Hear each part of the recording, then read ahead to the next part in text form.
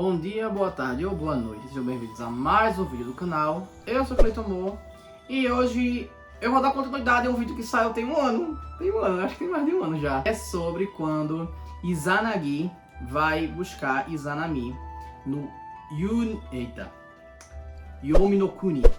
É isso, Yomi no Kuni, tá? Então vamos começar. Bem, eu poderia dizer que esse conto é a busca de Izanagi, ou a viagem de Izanagi ao Yomi, ou sei lá, alguma coisa desse tipo. Mas é continuação, basicamente, depois de que Izanami venha a falecer, venha a óbito, e por isso ela vai pro Yomi, né?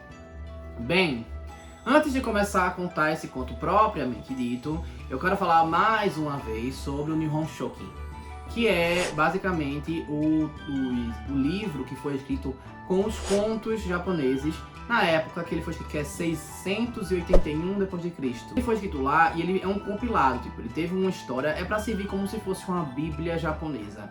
Ele vai ter as principais histórias mitológicas separadas em partes. A primeira parte é a parte celestial da criação, depois a parte de deuses e heróis já batalhando e tal. E aí então você consegue ver tipo, da criação até que a humanidade do jeito que vai se assentando para poder construir o que é a civilização japonesa, tá certo? É dividido em tomo 1, tomo 2, mas o Nihon Shoki tem esse conto, só que ele tem algumas observações. E em cada observação são interpretações que foram coletadas pelos oficiais japoneses, né? De como aquele povo contava aquela parte específica daquela visão, daquele conto. Enfim, a interpretação ali daquele povo. Por isso muitas delas são diferentes umas das outras. Assim como na outras mitologias, como por exemplo a grega, que tem, num conto tal tem tal detalhe, mas no conto tal não tem esse tal detalhe. Conto tal fala que foi dessa forma, conto tal... Eu já falei, por exemplo, que a origem de Atena, ela tem pelo menos aí duas origens. Ou da cabeça de Zeus como uma dor de cabeça, ou ela é filha de um gigante. Essa questão de ser filha de um gigante, ou era filha do gigante, ou é filha de um guerreiro. Ou Palas era do amigo de uma amiga dela, Palas, Atena, né? Ou era de um amigo dela, de uma amiga dela, ou era do pai dela, que tentou violá-la e ela se vingou dele, e enfim. Então assim, na mitologia japonesa também não é diferente, só que alguns desses contos, como esse que eu vou contar agora, tem vários. São 18 interpretações, não lembro agora, são muitas mesmo. Mas enfim. E agora, depois dessa observação, aí eu vou pro conto. Eu vou falar duas delas, uma de forma resumida e a outra mais detalhadinha, que é a mais comum. Na forma resumida que eu vou contar, não, vou começar pela mais detalhada. Bem, depois que Izanami vem a óbito e vai pro Yomi no Kuni, Izanagi decide resgatá-la porque ele não pode viver sem o amor da vida dele. Ele viaja até os confins da terra para encontrar a sua amada. Viaja horrores, até que ele consegue encontrar o portal para lá e ele adentra esse portal, mesmo sabendo que ali ele vai encontrar várias criaturas asquerosas, deploráveis, já coisas que migraram para o outro lado, o que seriam as divindades relacionadas ao mundo, ao plano espiritual inferior. Mas mesmo assim ele está indo lá para tentar resgatá-la, porque ele acredita que se ele chegar lá a tempo, ele pode trazê-la para a sua realidade, né, para a superfície, como você queira chamar, e aí resgatá-la e ter o amor da vida dele de novo. Só que aí o que acontece? Ele viaja, ele vai até a mansão dos mortos. Quando ele chega lá, ele procura por ela, obviamente tentando não chamar a atenção, para não ser detectado, para não ser posto para fora, para não ser atacado, para não ser tratado como um invasor. Então ele vai ali tentando chamar a menor atenção possível, ver menos criaturas possíveis e sempre ali se esgueirando, até encontrá-la. Quando ele a encontra, ele tenta conversar com ela e chamá-la de volta. Ela fica feliz por vê-lo de volta, só que ela diz que ele chegou tarde demais, que ela já tinha consumido os alimentos do mundo inferior. Então ela não poderia retornar mais porque ela tinha consumido. Isso parece até um pouco sobre Perséfone, né? Eu vou botar o link do vídeo aqui, inclusive, também. E aí quando chega lá, ele pega e ela diz isso pra ele, né? De que já tinha consumido o alimento e por isso não poderia retornar. Em uma das versões do conto, quando ele a encontra, ela está amamentando algumas divindades associadas aos trovões. Essas divindades estão ali se alimentando ali do leite dela. Ela recebe uns, bota um em cada teta, depois tira, depois pega um em cada peito. Um em cada peito, depois troca e fica nessa para alimentar todos eles. Dizem que são 8, tá? E tem umas bruxas ali com ela. Só que, nesse que eu estou esperando falar, né? Ele chega lá para conversar com ela. E aí ela pega e faz um acordo com ele, independente se ela estava amamentando ou não. Faz acordo com ele, dizendo que passaria mais uma noite com ele, mas que pedia que ele não olhasse para ela na luz, para que ele retornasse depois, e no máximo que ela daria para ele era mais uma noite. Mais uma noite. Ninguém disse como ou, né? Mais uma noite, ponto. E aí eles dormem juntos. Só que quando ela estava dormindo, ele pega e acende algo para vê-la. Eu não ouvi o que eu ouvi? Alguns contos falam que é um pente que ele levou, um pente que é considerado pente divino, que ele quebra um pedaço e usa ele como chama para poder acender uma chama e mostrá-la. Outros dizem que já é uma tocha que ele estava segurando para ver. Independente da forma que ele ilumina a visão dele para vê-la. Quando ele vê que o corpo dela já está putrefazendo, né? Ela já está com os tapurus, um negócio assim, parará, aquele negócio todo. Um negócio já mais mórbido. E ela fica horrorizada porque ela não queria de forma alguma que ele a visse daquela forma. Ela fica desesperada com isso e decide atacá-lo por causa disso, porque ele quebrou o contrato que tinha com ela. Bem feito pra ele! Então ele corre e ela vai atrás dele, porque ela se sente ofendida demais. Aqui eu acho que é exagero de ambas as partes, né? Ele já sabia que ela já estava lá, talvez ele quisesse ver só pra assentar a ideia na cabeça dele de que acabou, né? Eu senti que a viagem foi quase em vão, mas ela também exagera na forma que rebate ele, como se ela tivesse sido violada, enfim, o que é que seja.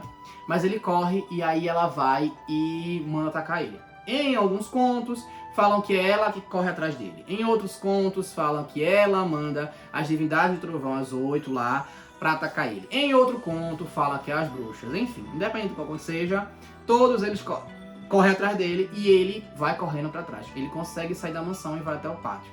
Quando ele chega no pátio, ele tenta interceptar pra atrasar, pra ele conseguir fugir. E aí, em alguns contos falam que ele joga o pente e o pente se transforma em uva. As bruxas comem e fica por isso mesmo. Em outros contos falam que ele arranca uma parte do pessegueiro e joga o galho do pessegueiro e as bruxas ficam impedidas de passar por enquanto. Por isso que o pessegueiro é associado a algo espiritual. Os chineses também consideravam. Enfim. E aí, por esse delay, ele consegue cruzar e mover uma pedra na entrada do Yomi, selando o Yomi para sempre. Izanami com raiva, em outros contos também fala que ela vai urinar, ela para pra urinar nesse pessegueiro. E aí, quando ela vai fazer isso, a urina dela vira um rio. E aí, ele já tinha passado. E aí, elas demoram pra passar o rio e por isso dá tempo pra ele colocar essa pedra na frente do Yomi e elas não conseguirem pegá-lo. E aí, quando chega do outro lado, Izanami diz a ele que vai atrás de 1000 almas por dia. E ele diz que para rebater isso, ele fará nascer 1500 almas por dia para que as coisas não desbalanceiem e não parem de existir desse lado, fazendo com que a vida e a morte fossem estabelecidas, né? Tipo o nascimento e a fossem estabelecidas. Depois que ele volta, ele está exausto, ele entra no rio para tomar banho, para se banhar, que ele está cansadíssimo. Ele vai fazer isso completamente arrasado, porque a missão quase foi falha, basicamente, né? Só que aí, nesse ponto, quando ele começa a entrar no rio pra se banhar, várias coisas vão caindo. Tipo, a lama que tava suja nele cai assim no rio e vira um monte de kami. Dizem que também são os Onis que saem nesse momento, então também é a criação dos Onis. Essa parte do conto cria tudo, basicamente. E aí vai saindo. Em outra parte ele vai limpando, ele tira a armadura, limpa a armadura, dali também já saem outros, então já vão saindo algumas coisas lá que tem a energia espiritual dele, ao mesmo tempo que tem a energia espiritual do mundo inferior, fazendo com que algumas ruindades, vamos dizer assim, ou alguns espíritos sem propósito acabem nascendo. Ali, criaturas sem propósito, né? E aí vão saindo ali de dentro. Então basicamente é daí que nasceram os Onis. E aí ele vai tomando banho enquanto ele tá se despindo, que ele vai limpar. O olho esquerdo dele nasce uma entidade, né? Uma divindade. Que divindade é essa? Amaterasu. O Camino... como é que é? O Camino Amaterasu no Mikoto? É isso, agora eu tô na dúvida. Nasce ela. maravilhosa, linda, plena, brilhante. Ele decide colocá-la no céu para que todos possam ver e se alimentar, né? Se nutrir da sua luz.